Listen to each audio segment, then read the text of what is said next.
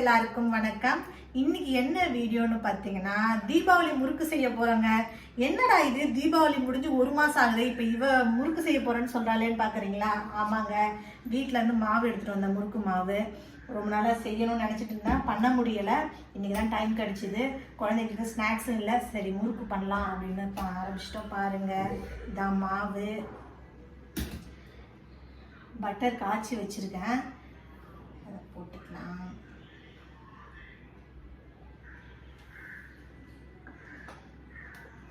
உப்பு, மாவுக்கு தேவையான அளவுக்கு உப்பு,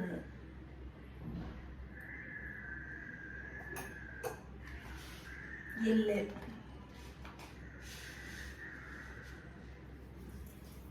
பாஸ் பண்ணுங்க.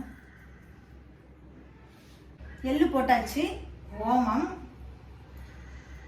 இப்போ பிசைஞ்சிக்கலாம். தண்ணி சுடு தண்ணி வச்சுருக்கேன் கொஞ்சம், அதை போட்டு மிக்ஸ் பண்ணனா சாஃப்டாக இருக்கும், அதனால தான்.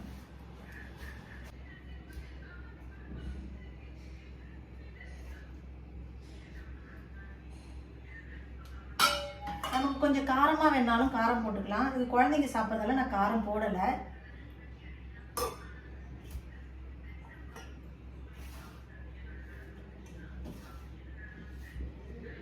பாருங்க ஃப்ரெண்ட்ஸ், பிசைஞ்சிட்டேன்.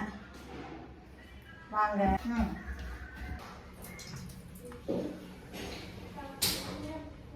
ஃபுல் ஆயில் போட்டால் தான் கரெக்டாக இருக்கும். மாவு நிறையா பிசைஞ்சு வச்சுருக்கேன், அதனால் 1 லிட்டர் ஆயில் போட்டால் தான் கரெக்டாக இருக்கும். இல்லை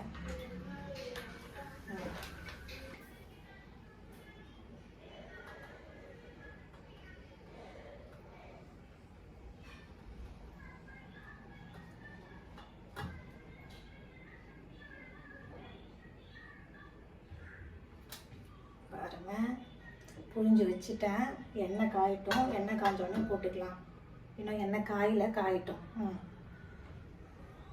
எண்ணெய் காஞ்சிருச்சு, முறுக்கு போட்டுடலாம். ஒரு முறுக்கு தான் போட்டிருக்கேன், பாருங்க.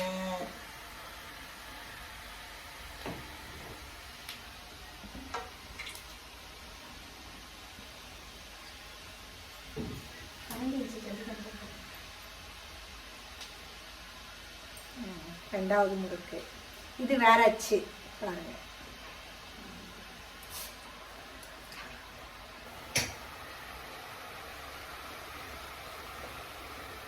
வெந்துடுச்சு முறுக்கு, எடுத்துட்டு இருக்கேன்.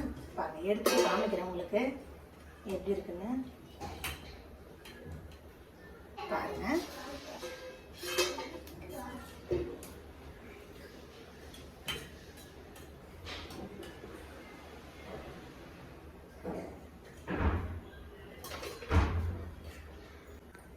பாருங்க. இப்போதான் ஃபர்ஸ்ட் தடவை போட்டிருக்கேன்.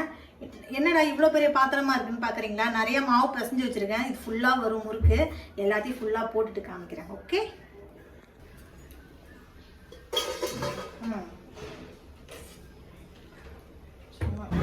பாருங்க, இவ்வளோ போட்டிருக்கேன்.